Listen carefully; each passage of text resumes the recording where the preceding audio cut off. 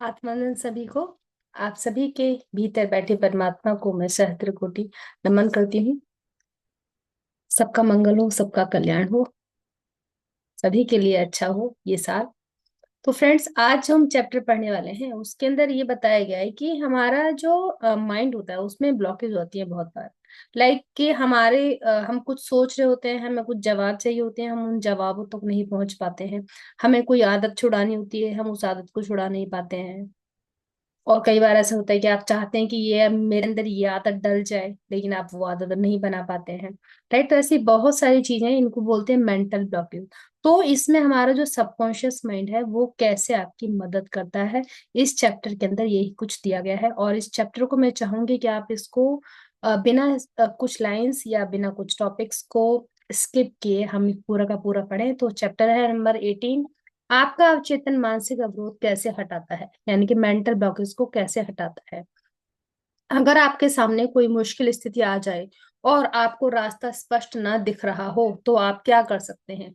समाधान समस्या के भीतर ही होता है।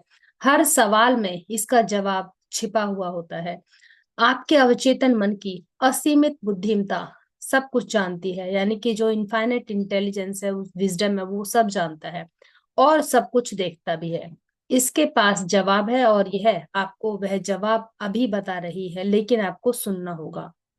आपको पूर्ण विश्वास के साथ सबकॉन्शियस माइंड के सुझाए मार्ग का अनुसरण करना होगा। जब आप इस नए मानसिक नजरिए को हासिल कर लेते हैं कि आपके भीतर का रचनात्मक ज्ञान सुखद समाधान सुझा रहा है, तो फिर आपको यह जवाब मिल जाएगा जिसे आप खोज रहे हैं। आश्वस्त रहें कि इस तरह का मानसिक नजरिया आपके सभी कामों में व्यवस्था, शांति और अर्थ लाएगा। अब किसी आदत को कैसे बनाएं या कैसे हम तोड़ें। हम सभी आदतों के हिसाब से जीने वाले प्राणी हैं। आदत हमारे सबकॉन्शियस माइंड का कार्य है। हमने तैरना, साइकिल चलाना, नाचना और कार चलाना कॉन्शियस रूप से इन कामों को बार बार करके सीखा है। जब तक कहते हैं ना कि practice makes a man perfect. तो क्या बार बार प्रैक्टिस करते हैं तो कॉन्शियसली आप काम करें वो सीख जाते हैं, जब तक कि ये कार्य हमारे अवचेतन मन में स्थापित नहीं हो गए। फिर अवचेतन की आदत ने उस काम को अपने जिम्मे ले लिया। अब सबकॉन्शियसली आप चाहे वहां ध्यान दे रहे हैं या नहीं दे रहे हैं, आप अपना आराम से उस काम को करते रहते हैं। इसे कई बार दूसरी प्रकृति भी कहा जाता है, यानी हमारी पहली प्रकृति के चिंतन और क्रिया पर अवचेतन मन की प्रतिक्रिया। कॉन्शियस माइंड को अब कौन देख रहा है, अवचेतन देखना शुरू कर देता है। राइट, अगर हम अपनी खुद की आदतें बनाते हैं तो इसका मतलब है कि हम अच्छी या बुरी आदतें चुनने के लिए स्वतंत्र हैं। अगर आप कोई नकारात्मक विचार या कार्य कुछ समय तक दोहराते हैं तो आप खुद को एक आदत के दबाव में रख रहे हैं। आपके अवचेतन मन का नियम दबाव है। जो हमारा सबकॉन्शियस माइंड है उसको वो किस रूल में चलता है कि आप डेली डेली उसको ही काम करें, तो उसके ऊपर कोई प्रेशर प्रेशर दे करके हम बता रहे हैं कि नहीं तुझे ये काम करना ही है, तब वो काम आप उसको अपनी आदत में लेकर के आ जाते हो। अब एक एग्जाम्पल इसमें बताया इन्होंने कि उसने बुरी आदत कैसे छोड़ी। जब बॉब जे ऑथर के पास आया तो वो बहुत ज्यादा निराश था। उसने ऑथर से कहा कि शराब मेरी नौकरी, पत्नी और परिवार को पी गई। मेरी पत्नी मुझसे फोन पर बात भी नहीं करती है, वह मुझे अपनी बेटी से मिलने भी नहीं देती है। मैं नहीं जानता कि क्या करूं।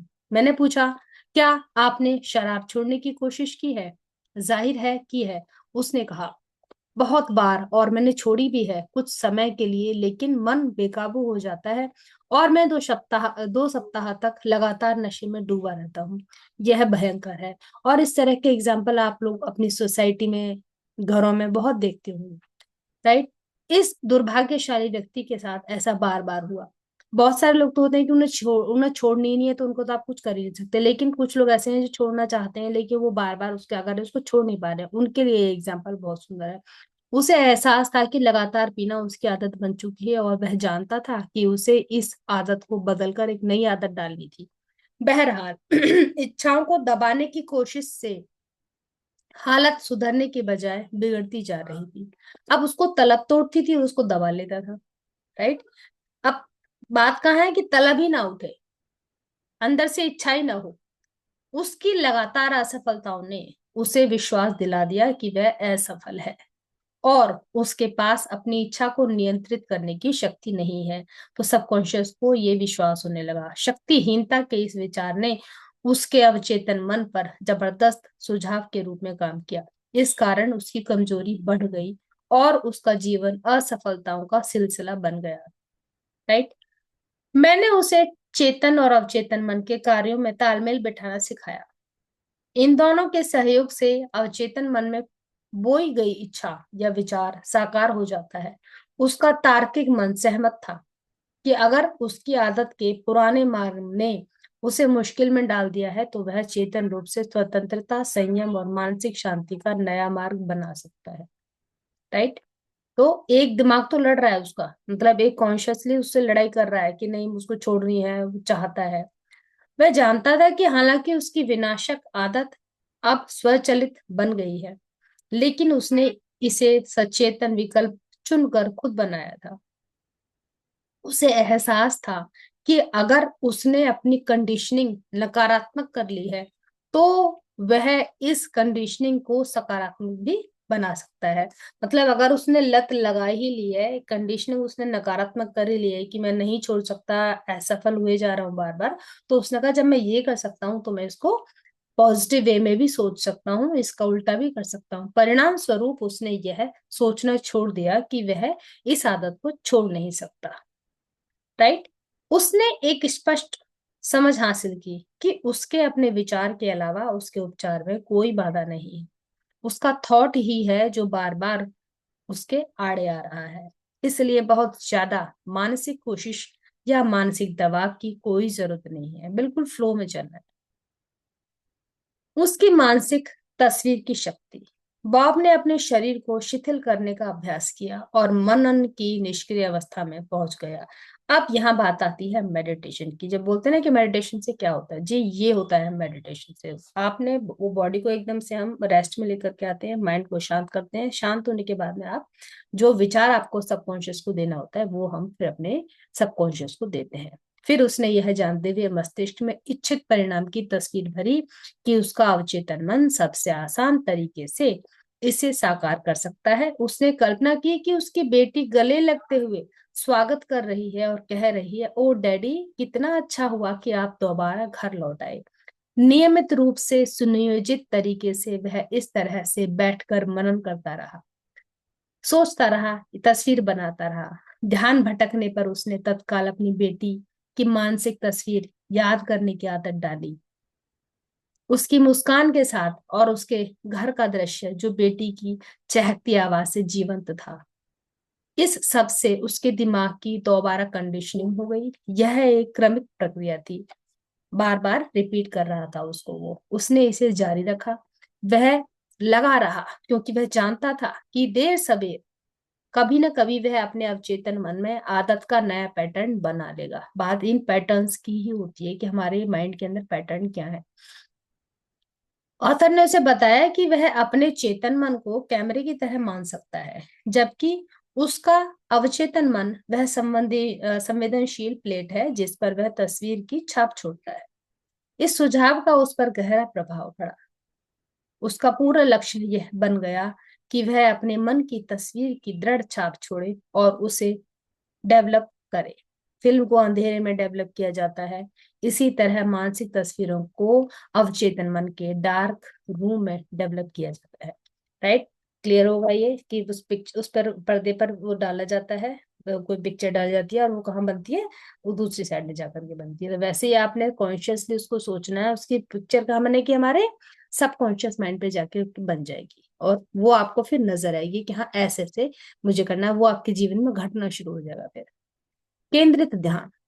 बॉब समझ गया कि उसका चेतन मन यानी कि कॉन्शियस माइंड कैमरे की तरह है, इसलिए उसने कोई कोशिश नहीं की, कोई मानसिक संघर्ष नहीं हुआ।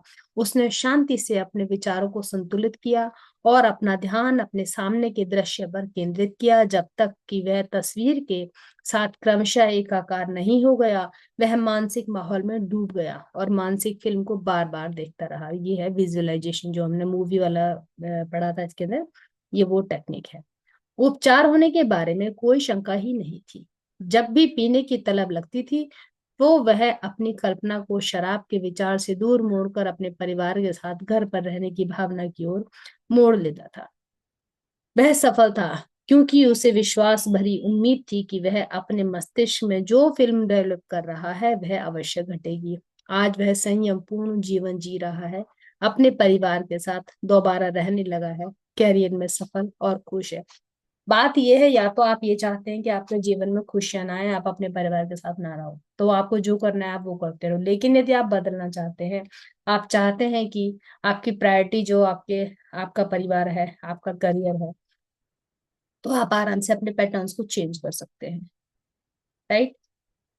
नेक्स्ट टॉपिक है इसमें कि उसने कहा कि बदकिस्मती उसके पीछे पड़ी है। पिछले 3 महीनों से मेरे सामने एक के बाद एक बाधा आती जा रही है।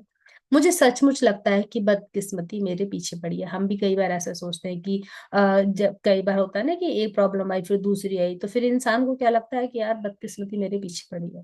रुथ भी एक कंपनी की संस्थापक थी जो प्रोफेशनल्स के लिए बिलिंग और रिकॉर्डिंग कीपिंग का काम करती थी। उनकी जो कंपनी थी पहले तो बहुत सफल थी, फिर कुछ हो गया और स्थिति बदल गई। मुझे समझ नहीं आता, उसने मुझ ऑथर से कुछ कहा। अचानक ऐसा लगता है जैसे जो दरवाजे मेरे लिए खुल रहे थे वे सभी अब कसकर बंद हो चुके हैं। मैं बार बार संभावित ग्राहकों से साइन कराने के करीब पहुंच जाती हूँ, फिर आखिर मिनट पर वे पीछे हट जाते हैं। क्या हो रहा है? आपको यह समस्या कब से आ रही है? ऑथर ने पूछा। जैसे मैंने कहा, लगभग 3 महीने से, उसने जवाब दिया। अप्रैल के बीच से। उत्सुकता से ऑथर पूछ रहे हैं, आपको तारीख के बारे में इतने यकीन कैसे है? क्या उस समय कोई खास चीज हुई थी? तो जो लेटी थी उनकी त्योरियां चढ़ गई, एकदम त्योरियां चढ़ा करके। मेरा यकीन माने, मैं एक दंत चिकित्सक को ग्राहक बनाने की कोशिश कर रही थी। मैं उसका नाम नहीं लूंगी, लेकिन अगर आपने अपने बच्चे के दांतों में तार लगवाए हों तो आप शायद उसे जानते होंगे। मैंने सब कुछ साफ साफ बता दिया। मैंने उसे बताया कि अगर मेरी कंपनी उसका सारा कागजी काम संभाल लेगी तो उसका कितना समय, मेहनत और पैसा बचेगा। उसे इस बात में समझदारी दिखी और उसने मौखिक सहमति दे दी। लेकिन जब मैंने उसे डाक से अनुबंध भेजा तो पहले उसने आनाकानी की, फिर पीछे हट गया और मैं आग बबूला थी। और उसके बाद मैंने पूछा, ऑथर पूछ रहे हैं, उसके बाद क्या हुआ? उसके बाद यह बार बार होने लगा। रुथ ने कहा, एक पल के लिए उसने अपनी आंखें ढक ली। बदकिस्मती मेरे पीछे पड़ी है, कोई दूसरा कारण ही नहीं है। मतलब वो जो एक वाक्य हुआ वो बार बार उसके साथ में कुछ कुछ होता रहा। तो ऑथर ने कहा, नहीं, हाँ है।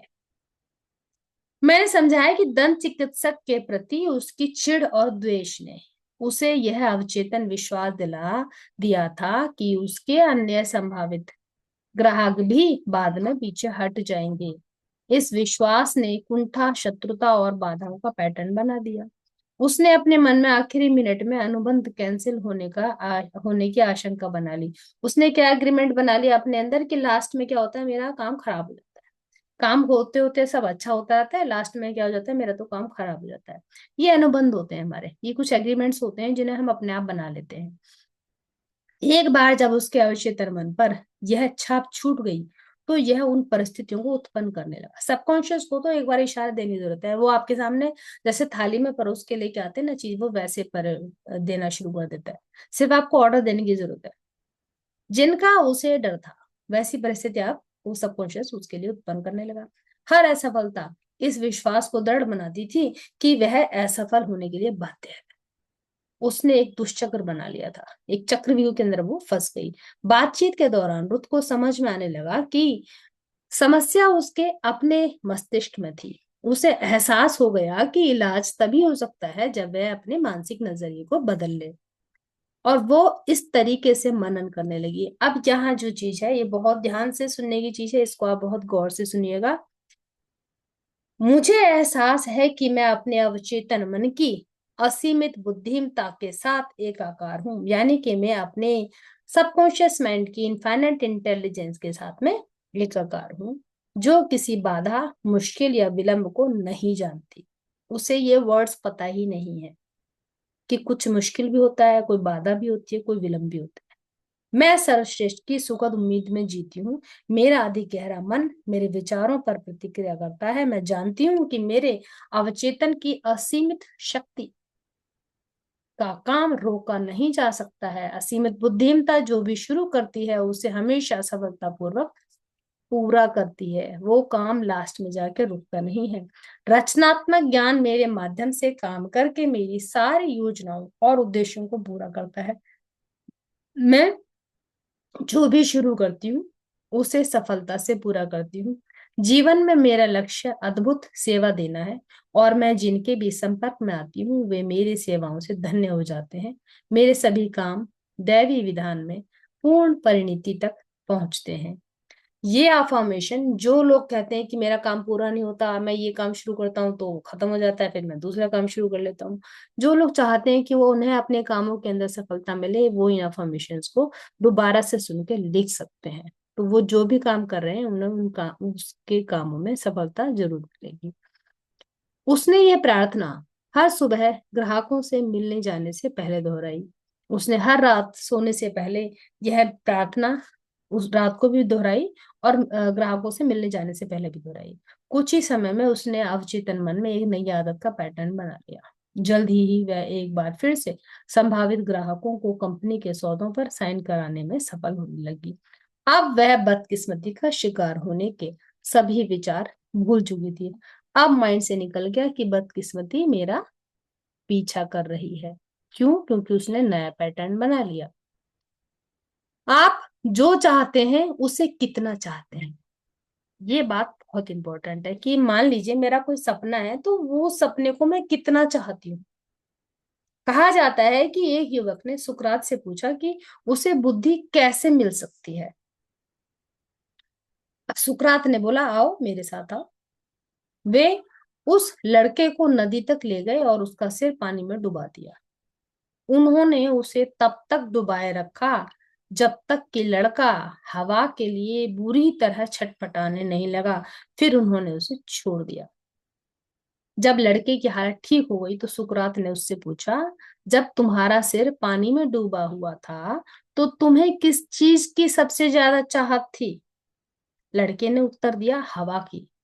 सुकरात ने धीरे से सिर हिलाया। जब तुम बुद्धिमानी को उतना चाहने लगोगे जितना कि पानी में डूबते हुए समय हवा को चाहते थे तो यह तुम्हें मिल जाएगी। इस तरह जब आपके मन में जीवन की किसी निश्चित बाधा को पार करने की गहन प्रबल सच्ची इच्छा होगी, आप एक निश्चित निर्णय पर पहुंचेंगे कि कोई रास्ता है। आप विश्वास से फैसला करेंगे कि यही वह रास्ता है जिस पर आप चलना चाहते हैं।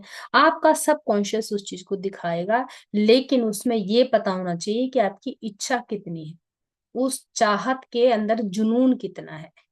तो विजय सुनिश्चित है। अगर आप सचमुच मानसिक और आंतरिक शांति चाहते हैं तो आपको ये मिल जाएगी। इससे कोई फर्क नहीं पड़ता है कि आपके साथ कितना भेदभावपूर्ण व्यवहार हुआ है, या बॉस ने कितना अनुचित पक्षपात किया है, या किसी ने आपके साथ कितना घटिया काम किया है। जब आप अपनी मानसिक और आध्यात्मिक शक्तियों के बारे में जागृत हो जाते हैं तो आपको इससे कोई फर्क नहीं पड़ता है। बात किस चीज की है? अवेयर होने की। आप जानते हैं कि आप क्या चाहते हैं। हर एक इंसान जानता है।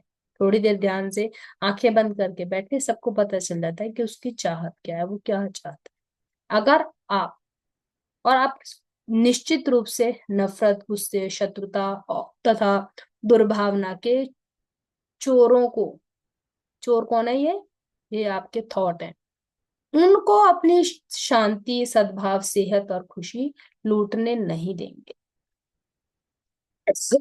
जब आप अपने थॉट को अवेयर होकर के देखेंगे, ध्यान देंगे, जब आप अपने विचारों को जीवन के लक्ष्य के साथ एकाकार करने की आदत सीख लेते हैं तो आप लोगों, परिस्थितियों, खबरों और घटनाओं पर विचलित होना छोड़ देते हैं। आपका लक्ष्य शांति, सेहत, प्रेरणा, सद्भाव और समृद्धि है। महसूस करें कि शांति की नदी आपके भीतर इस समय प्रवाहित हो रही है। आपका विचार अमूर्त और अदृश्य शक्ति है तथा आप इसका अनुभव खुद को दुआ देने, प्रेरित करने और शांति पाने के लिए करते हैं। राइट। तो ये चैप्टर आप एक बार फिर से उसको पढ़ लेना, बहुत ही सुंदर चैप्टर है। जब आप इसे पढ़ेंगे आपको खुद को पता चल जाएगा कि ये कितना जरूरी है, राइट। तो अपने अगर हमें मेंटल ब्लॉकेज खत्म करनी है तो हमें क्या करना पड़ेगा, अपने सबकॉन्शियस को पढ़ाना पड़ेगा, उसको ट्रेन करना पड़ेगा, उसकी रीप्रोग्रामिंग करनी पड़ेगी, अपने पैटर्न्स को फिर से चेंज करना पड़ेगा। फिर देखिए आप जो भी चाहते हैं वो आपको मिल जाएगा, आपकी मेंटल ब्लॉकेज खत्म हो जाएंगी। वो मेंटल ब्लॉकेज कहीं भी हो सकते हैं। कई बार हमें लगता है कि पता नहीं वैसा कहाँ अटक रहा है, ये मेरा काम क्यों नहीं बन रहा है, तो वो हमारे मेंटल ब्लॉकेज होते हैं, राइट। तो मेडिटेशन करें, शांत बैठें और फिर अपने आप को अफर्मेशंस दें, तो आप देखिए क्या होता है। धन्यवाद। नेक्स्ट जो हमारे इसके अंदर टॉपिक्स हैं वो मैं नेक्स्ट सेशन में लूंगी। तब तक आप इस चैप्टर को फिर से एक बार इसको रिपीट करें, ध्यान से देखें कि इसमें क्या लिखा गया है, क्या ऑथर ने समझाया है, राइट। Thank you.